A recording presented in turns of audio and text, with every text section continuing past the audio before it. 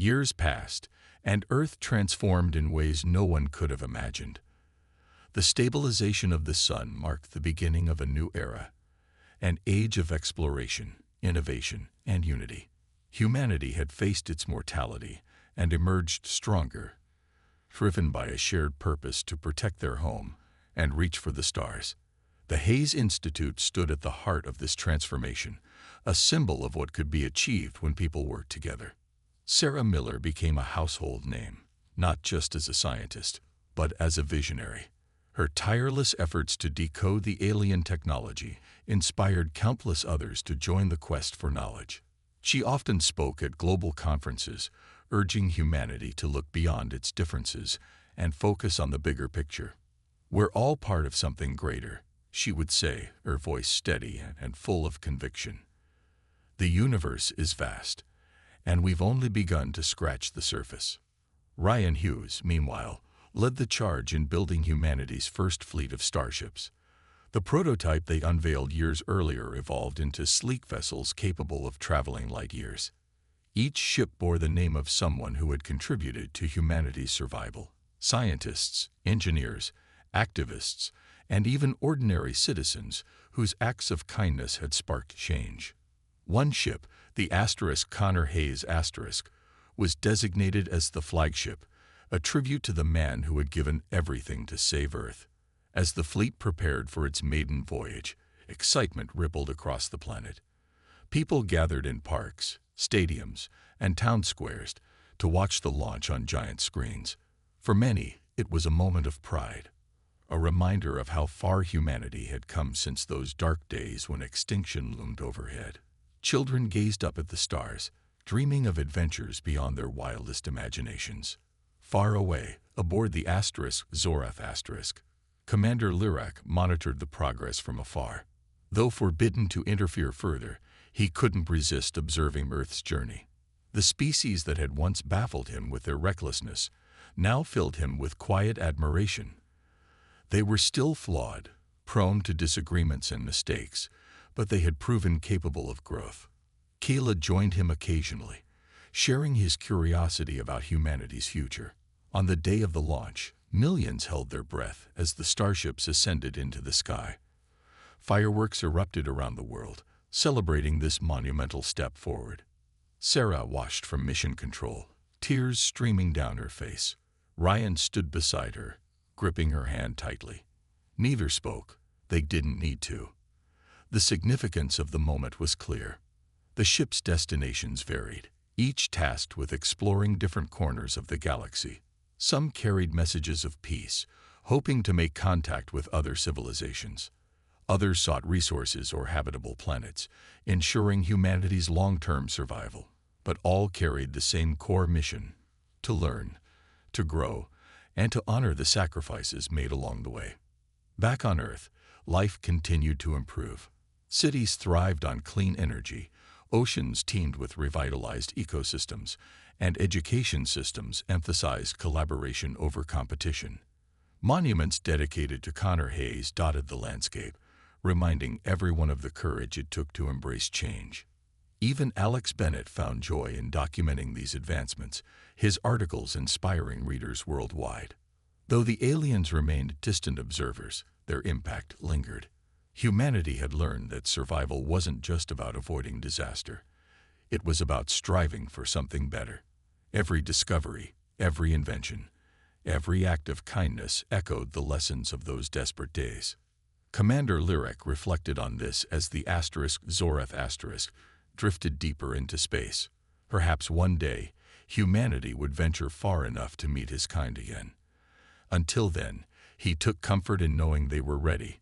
Not perfect, but determined to keep moving forward. As Earth faded into the distance behind them, Lirak allowed himself a rare smile.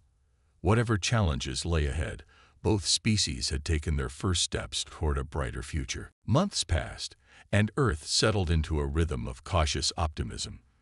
The stabilization of the sun had given humanity a new lease on life, but the lessons from the crisis lingered in everyone's minds. People began to think differently, not just about their planet, but about their place in the universe.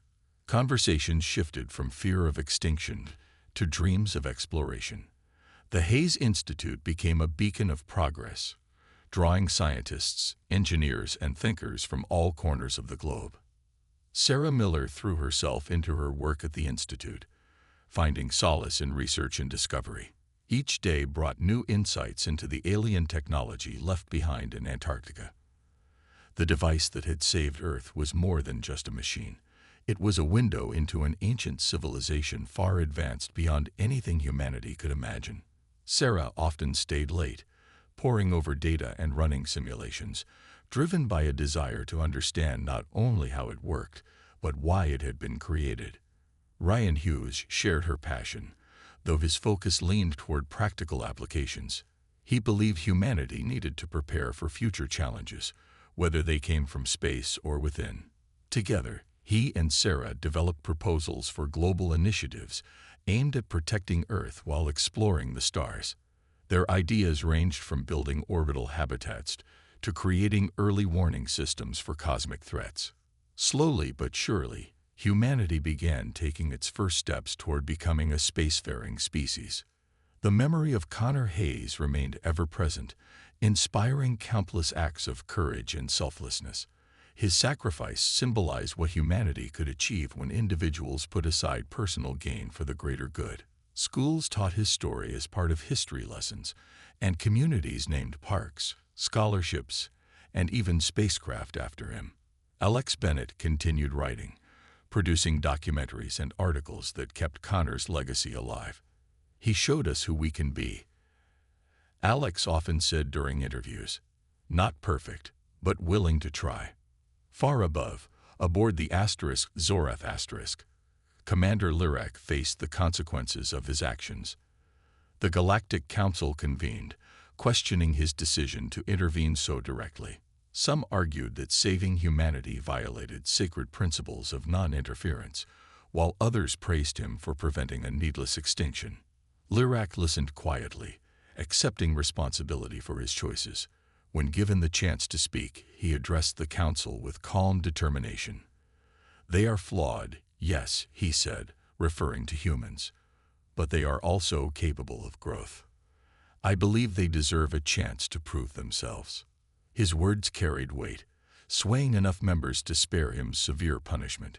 Instead, he received a formal reprimand and orders to avoid further contact with Earth, though many suspected the council secretly admired his boldness. Kayla stood by him throughout the ordeal, her loyalty unwavering. "You did the right thing," she said afterward, "even if they don't admit it." Back on Earth, signs of unity emerged in unexpected ways. Nations once divided by politics and borders began collaborating on projects that benefited everyone. Renewable energy grids spanned continents, connecting communities through shared resources. Space agencies pooled knowledge and technology, launching missions to study nearby planets and moons. Humanity's gaze turned outward, fueled by curiosity and gratitude for the second chance they'd been given. At the Hayes Institute, Sarah and Ryan unveiled a groundbreaking project, a prototype starship designed to travel beyond the solar system. It was small compared to the Zorath*, but it represented humanity's first real step into interstellar exploration. As cameras flashed and reporters asked questions, Sarah reflected on how far they'd come. From near annihilation to reaching for the stars, it was a journey no one could have predicted. Though the aliens were gone, their influence remained. Every discovery made at the Institute reminded humanity that they weren't alone in the universe, and that cooperation might one day bridge the gap between species. For now, Earth focused on healing, growing, and preparing for whatever lay ahead. High above, Commander Lirak watched silently, wondering what the future held for both humanity and his own kind. Whatever happened next, he knew one thing for certain. The bond forged in those desperate days would never be forgotten. In the days following the activation of the alien device, Earth began to heal, not just physically, but emotionally. The sun's stability was confirmed by scientists around the world, and for the first time in months, people dared to look toward the future with hope. Streets that had been filled with fear and anger now buzzed with celebrations. Families gathered under clear skies, marveling at how close they had come to losing it all. Sarah Miller and Ryan Hughes returned to their labs, exhausted but determined to understand more about the alien technology. They'd worked side by side, poring over data collected during the activation. Every detail mattered. Each symbol, each pulse of energy held clues not only to how the device functioned, but also to who had built it. Their goal was simple: ensure humanity never faced such a crisis again. Agent Connor Hayes' sacrifice weighed heavily on Sarah. She often found herself staring at photos of him taken before the mission, her mind replaying his final moments.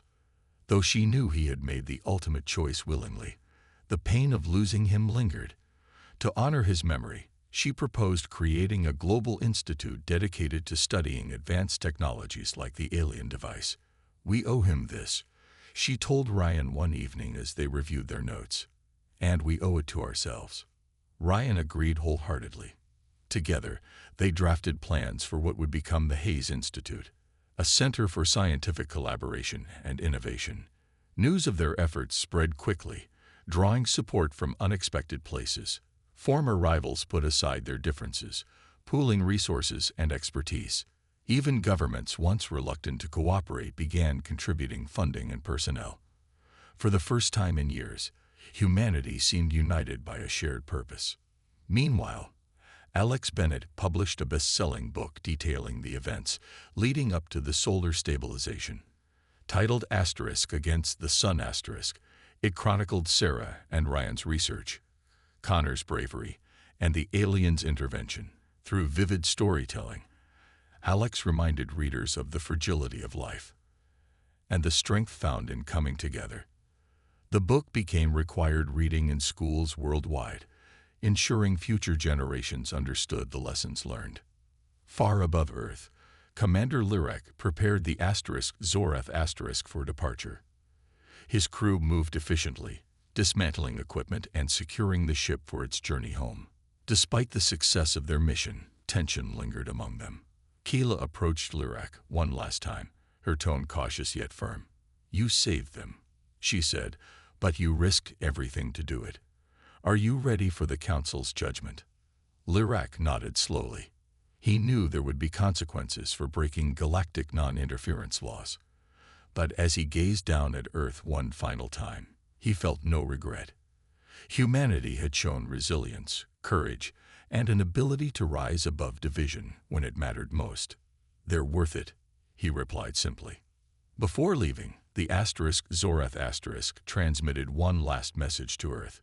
It appeared on screens globally, showing Commander Lirek speaking directly to humanity. "Your survival is your own victory," he said. "Remember this moment, not just the danger, but the unity it inspired.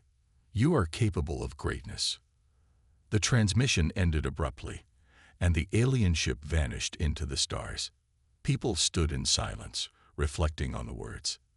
For many, it was proof that they weren't alone in the universe, and that others saw potential in them.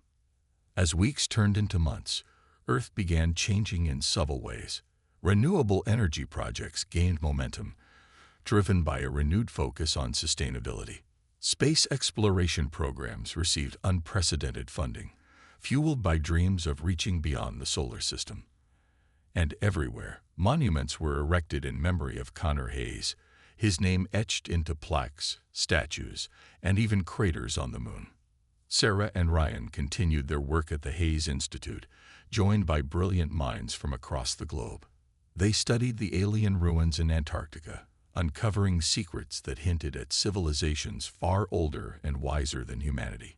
Each discovery deepened their appreciation for the vastness of the cosmos and their place within it. Though scars remained from the ordeal, humanity emerged stronger. The experience served as a reminder that survival wasn't guaranteed, but neither was failure. With determination and cooperation, even the impossible could be achieved. And somewhere, light years away, Commander Lirek watched Earth grow brighter, hopeful that this unlikely alliance might one day lead to something greater.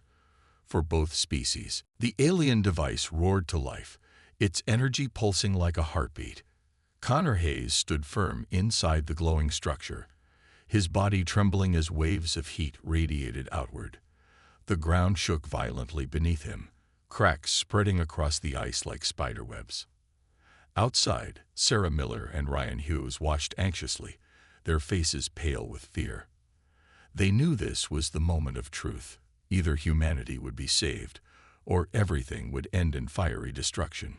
Above them, the Zorath hovered protectively, its shields deflecting bursts of unstable energy that threatened to engulf the site.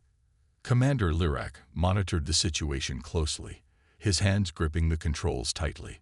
This was the most dangerous phase, where even a small miscalculation could doom both species.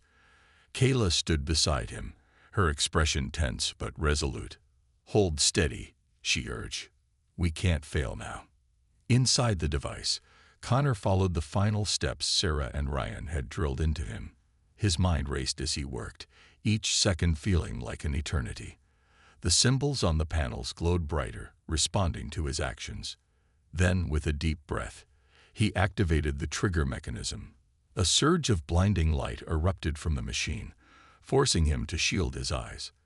The noise was deafening, a mix of grinding metal and electrical hums that seemed to shake the very air. Sarah and Ryan retreated to a safe distance, their hearts pounding. They couldn't bear to look away, even as tears streamed down their faces. Behind them, Alex Bennett broadcasted live, his voice cracking with emotion. "This is it," he said to millions of viewers. "We're witnessing history, or the end of it." Around the world, people held their breath, praying for a miracle. Connor didn't have time to think about what came next. The energy surge intensified, pulling at him like a magnet. He knew there was no escape. With one last glance at the horizon, he whispered a silent goodbye before stepping deeper into the heart of the machine. The alien structure sealed itself shut, trapping him inside as it reached full power. For a moment, everything went still. Then a massive wave of energy shot skyward, colliding with the sun's unstable core. The Zorath shields absorbed the brunt of the impact, protecting the Antarctic site from being vaporized. On Earth, auroras flared wildly, painting the skies in brilliant hues of green, blue, and gold. It was beautiful and terrifying. When the light finally dimmed, the shaking stopped. Silence fell over the landscape, broken only by the sound of distant cheers. The sun stabilized, its deadly collapse halted just in time. Humanity had been given a second chance. Sarah collapsed to her knees, sobbing uncontrollably. Ryan knelt beside her, wrapping an arm around her shoulders. Neither of them spoke. Words weren't needed. They both knew Connor's sacrifice had made this possible.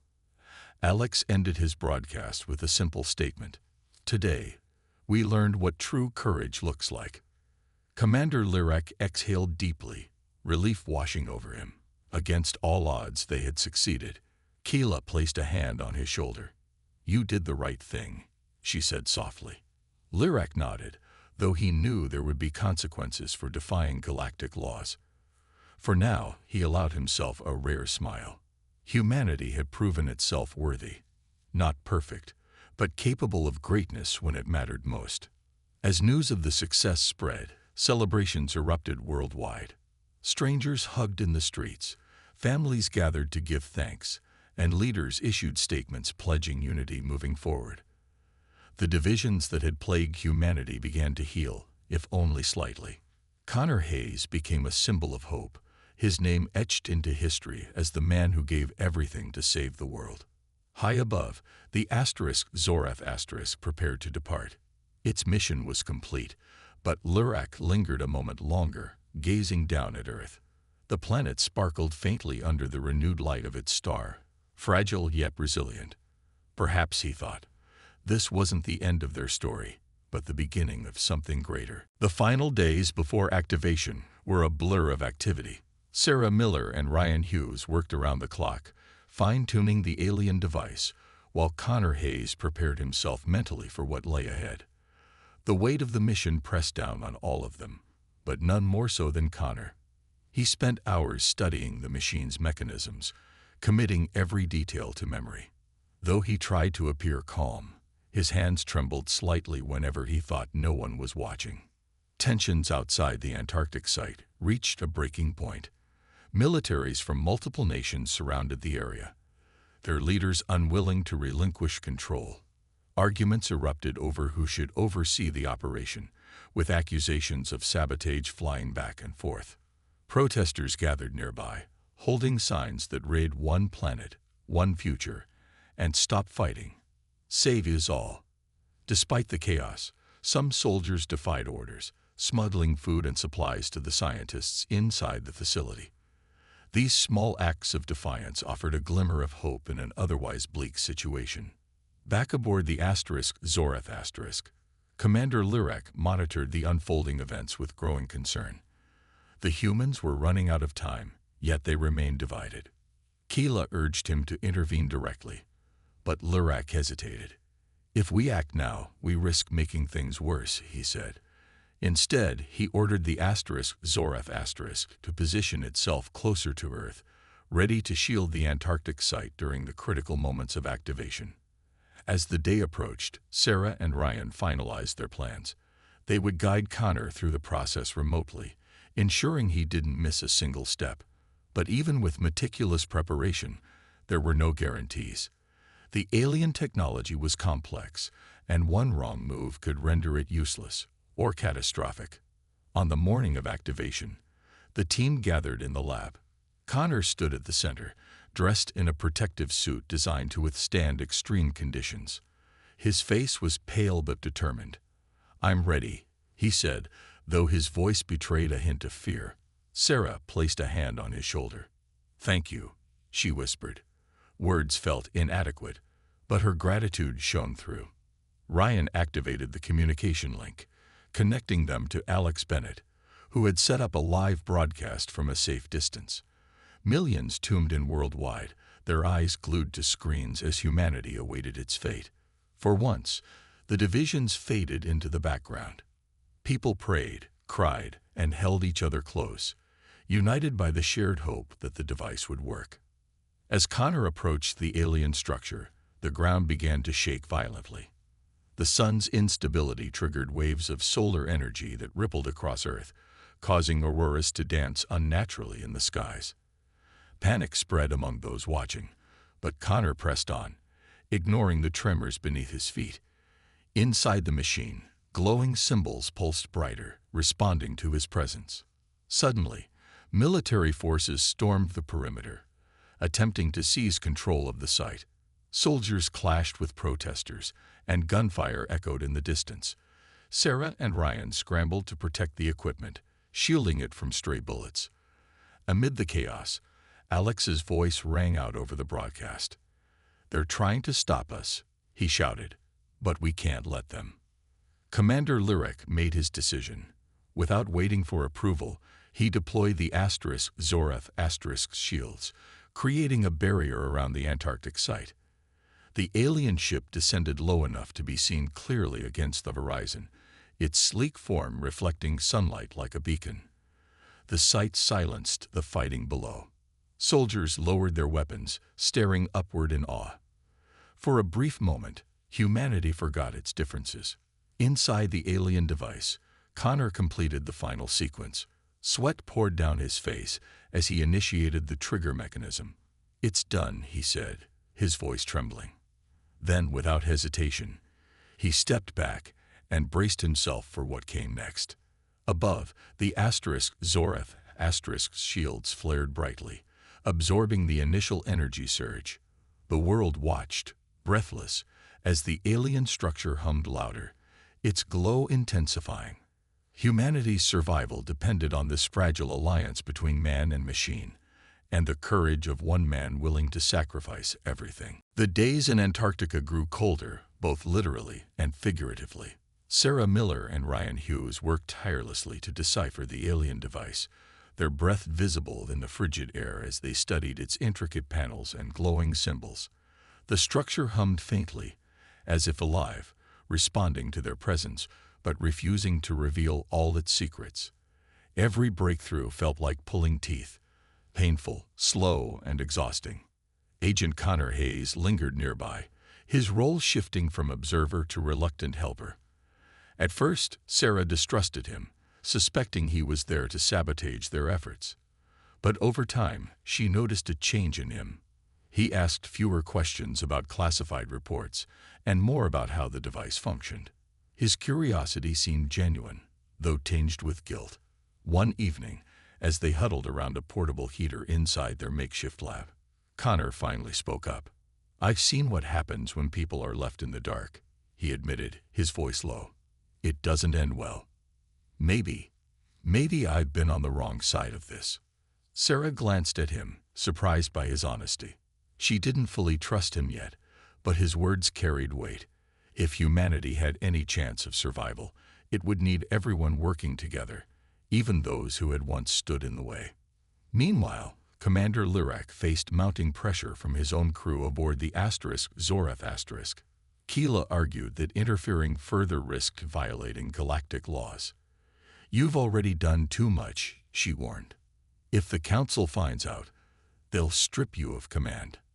Lirak understood her concerns, but he couldn't abandon Earth now. The humans were close, so close, to unlocking the device's potential.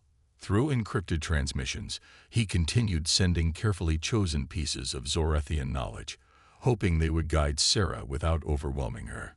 Each message was a gamble, a delicate balance between helping and hindering. Back on Earth, chaos reigned. Governments clashed over control of the Antarctic site, accusing each other of hoarding resources or withholding critical information. Militaries deployed troops to secure the area, sparking fears of conflict. Protests erupted worldwide, with millions demanding transparency and cooperation. Yet amid the turmoil, small acts of unity emerged. Scientists from rival nations collaborated secretly online, sharing insights and strategies for activating the device. Sarah and Ryan uncovered a crucial detail. The device required a manual trigger during its final activation phase. Someone would need to stay behind to ensure it worked properly. The realization hit them like a punch to the gut. Whoever volunteered would face certain death as the energy surge consumed the surrounding area. "We can automate it," Ryan suggested, though his voice lacked conviction. They both knew the technology wasn't advanced enough. Not yet. Sarah stared at the alien machine, her mind racing.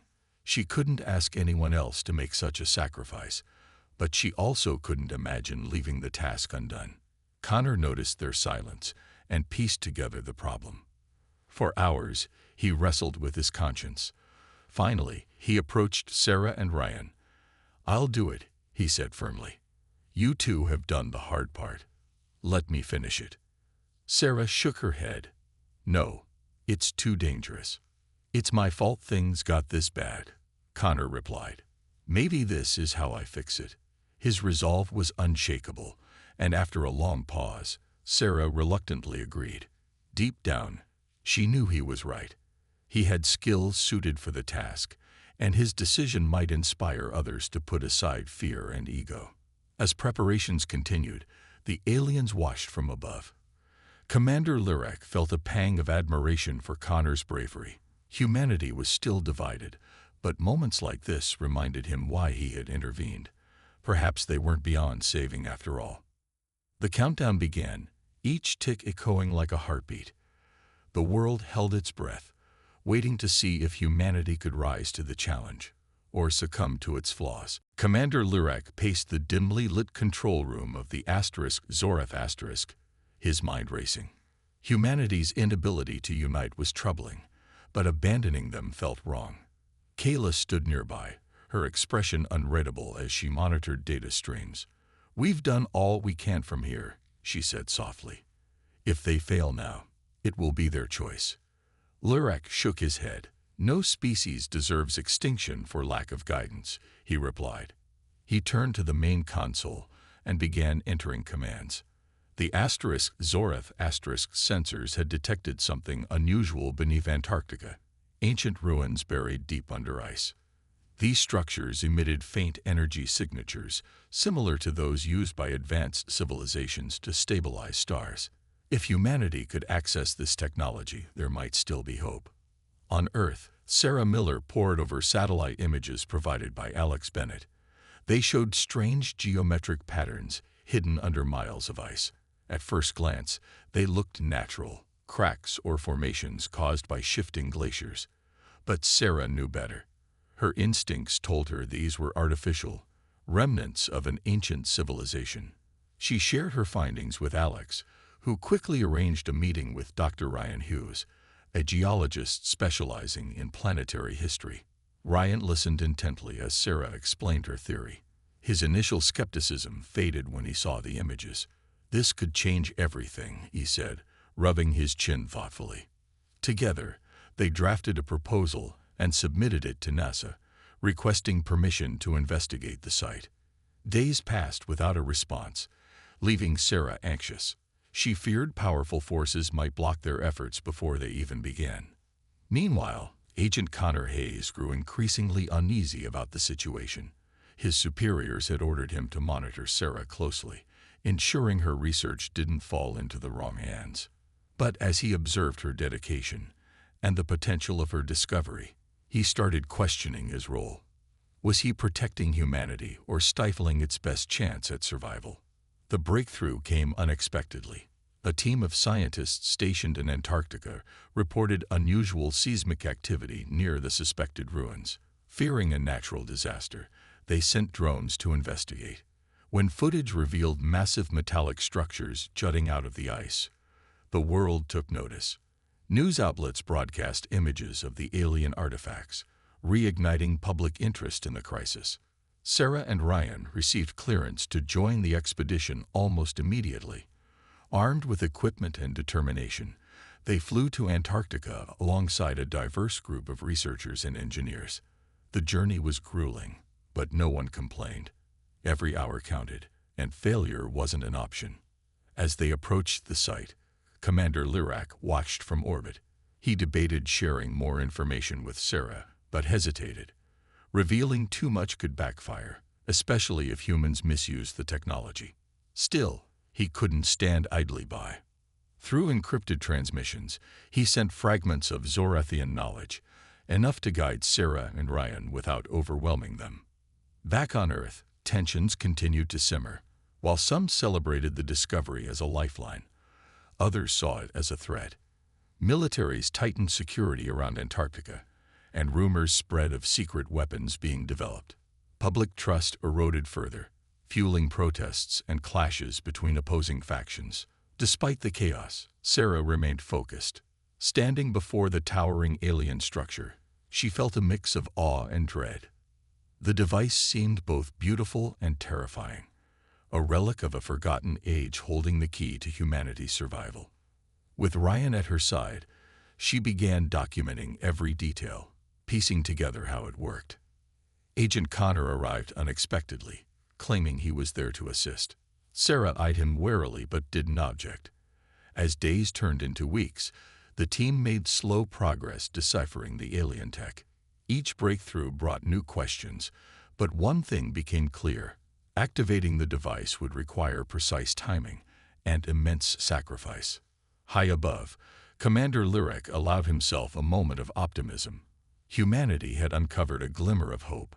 Whether they could seize it remained to be seen. The days following the alien broadcast were chaotic. Governments around the world struggled to respond, their actions driven by fear, pride, and confusion. Some leaders dismissed the warning entirely, calling it a hoax or an attempt by unknown forces to destabilize global order.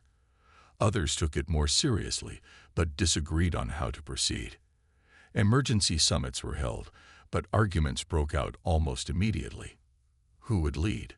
What resources should be shared? And what if the aliens themselves posed a greater threat? In the United States, President Laura Hayes faced immense pressure. Her advisors warned her not to cause panic, but she knew the truth couldn't stay hidden forever. Scientists within NASA confirmed that unusual activity in the sun had been detected for years, though no one had dared to speak up publicly. Now, with the alien message forcing the issue into the spotlight, people demanded answers. Protesters gathered outside government buildings, holding signs that read, "Save our planet," and "Act now or die." Sarah Miller and Alex Bennett worked tirelessly to spread awareness. They published an article detailing Sarah's research and the aliens' warning. The piece went viral overnight, sparking both hope and outrage. Many readers thanked them for sounding the alarm, while others accused them of fearmongering. Despite the backlash, Sarah felt a small sense of relief. At least some people were listening, but not everyone was convinced. Powerful nations like China and Russia began stockpiling resources, preparing for the worst without sharing their plans with the rest of the world. Smaller countries pleaded for help, only to be ignored. Tensions escalated when reports surfaced of military bases being built near key scientific facilities. Conspiracy theories swirled, claiming the government's plan to save only a select few while leaving billions to die. Commander Lirak watched all of this unfold from the Zoreth asterisk. He had hoped his message would unite humanity, but instead, it seemed to tear them apart. Kayla voiced her concerns during one of their briefings. "We may have done more harm than good," she said, her tone heavy with regret. Lirak didn't respond right away.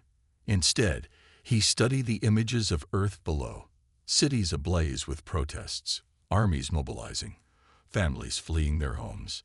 It pained him to see such division among a species capable of so much creativity and resilience. Meanwhile, Sarah and Alex decided to take matters into their own hands.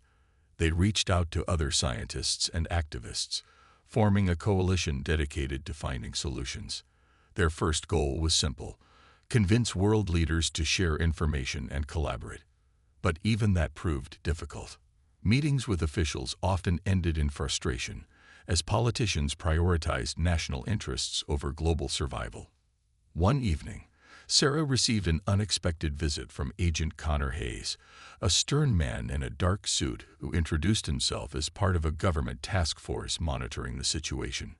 He asked her to hand over her research, claiming it was needed for classified analysis. Sarah hesitated, sensing something wasn't right. Before she could refuse, Alex stepped in, reminding Connor that transparency was crucial if humanity stood any chance of surviving. Connor left reluctantly, but his presence lingered like a shadow over their work. Sarah couldn't shake the feeling that powerful forces were working against them. Still, she refused to give up.